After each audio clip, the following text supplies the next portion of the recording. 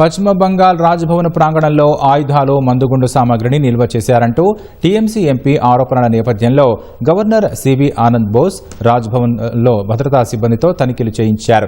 రాజ్భవన్లో ఆయుధాలు మందుగుండు సామగ్రిని నిల్వ చేశారంటూ టీఎంసీ ఎంపీ కళ్యాణ్ బెనర్జీ చేసిన ఆరోపణలు చర్చనీయాంశంగా మారాయి.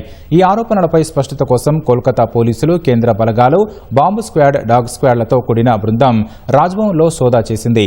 ఈ బృందానికి గవర్నర్ నేతృత్వం వహించారు. తనిఖీల కోసం రాజ్భవన్ను ఖాళీ చేయించారు.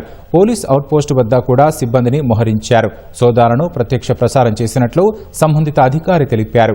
ఎన్నికల ప్రక్రియను ప్రక్షాళన చేసేందుకు ఎస్ఐఆర్ ఎంతో అవసరమని శనివారం గవర్నర్ వ్యాఖ్యానించారు. ఇది జరిగిన గంటల వ్యవధిలోనే గవర్నర్ రాజ్భవన్ లక్ష్యంగా కళ్యాణ్ బెనర్జీ తీవ్ర ఆరోపణలు చేశారు. రాజ్భవన్లో బీజేపీ నేరస్తులకు గవర్నర్ ఆశ్రయం కల్పించారని, వారికి బాంబులు, తుపాకులు సమకూర్చారని ఆరోపించారు. ఈ నేపథ్యంలో ఉత్తర బంగాల్లో తన పర్యటనను మధ్యలో ముగించి రాజ్భవన్కు తిరిగి వచ్చిన గవర్నర్ రాజ్భవన్లో సోదాలు నిర్వహించారు.